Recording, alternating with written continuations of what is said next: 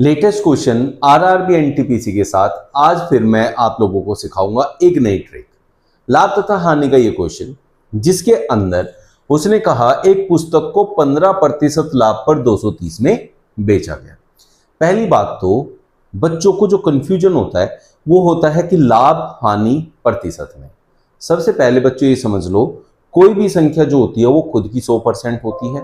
अगर उसको लाभ हो रहा है तो वो उतनी 100 से ज्यादा हो जाती है, अगर उसको हानि होती है तो वो 100 से उतना कम हो जाती है। तो यहां क्या हुआ है देख लीजिए, उसे 15% का लाभ हुआ है, इसका मतलब वो वस्तु अब 100% से 15% ज्यादा मतलब 115% हो चुकी है। तो 230 रुपए जो है 115% के बराबर हो गए। ये बात आप समझ लीजिए। उसने कहा इसे 210 में बेचने पर होने वाला प्रतिशत लाभ या हानि ज्ञात कीजिए। अब 210 में क्या होगा वो समझना है।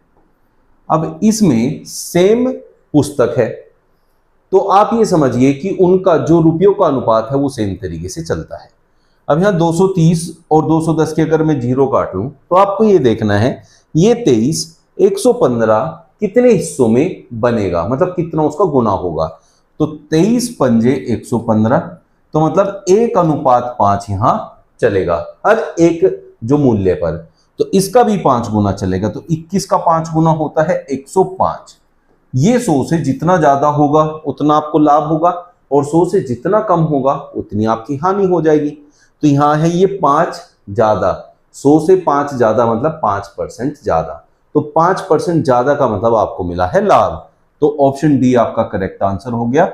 आरआरबी एनटीपीसी 8 फरवरी 2021 का ये लेटेस्ट क्वेश्चन है जो एग्जाम में आया हुआ है।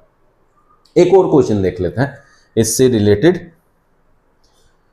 एक वस्तु का लागत मूल्य अंकित मूल्य का 75% है। अब यहां अंकित मूल्य दिया ना लागत मूल्य दिया, तो आप क्या करें, यहां लागत मूल्य निकाल सकते हैं हम अंकित मूल्य से। तो इसलिए हम अंकित मूल्य को 100 रुपए मान लेंगे।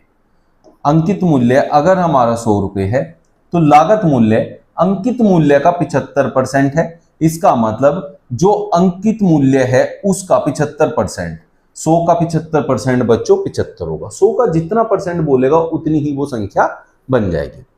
अब इससे ये पता चल गया कि अंकित मूल्य अगर 100 रुपए है तो लागत मूल्य 75 रुपए। ठीक है बच्चों, यदि 15% की छूट दी जाए, अब वो छूट किस पे देगा, अंकित मूल्य पर। वहां लिखा हुआ जो एमआरपी है वो कहेगा कि भाई 15% की छूट पे आप ले जाइए इसको। अब 100 रुपए पे अगर मुझे 15% की छूट मिलेगी तो मुझे वो चीज 85 रुपए में मिल जाएगी। तो इसका मतलब ये विक्रय है और ये लागत मूल्य है। तो लाभ या हानि प्रतिशत क्या होगा, 75 रुपए की चीज, क्योंकि जो हमारा लागत मूल्य है वो ही हम मान के चलेंगे कि हमारी 75 रुपए की वस्तु है और 85 रुपए में बिक जा रही है। 75 रुपए की चीज को जब 85 में बेचोगे तो आपको 10 रुपए का फायदा हो जाएगा। बटे में लिखना है हमेशा क्रय मूल्य, तो क्रय मूल्य यहाँ 75 रुपए है तो इसको 75 लेंगे, गुणा में 100 आएगा। 25 चौके 100, 25 3 75, 40/3% आपको यहां लाभ होगा। 3 से अगर काटें तो हो गया 13.33% का आपको यहां लाभ मिलेगा। तो इस तरीके से आप लोग लाभ और हानि के आसानी से क्वेश्चन लगा सकते हैं। बढ़िया लगा तो लाइक करिए, शेयर कर देंगे तो बहुत बढ़िया होगा।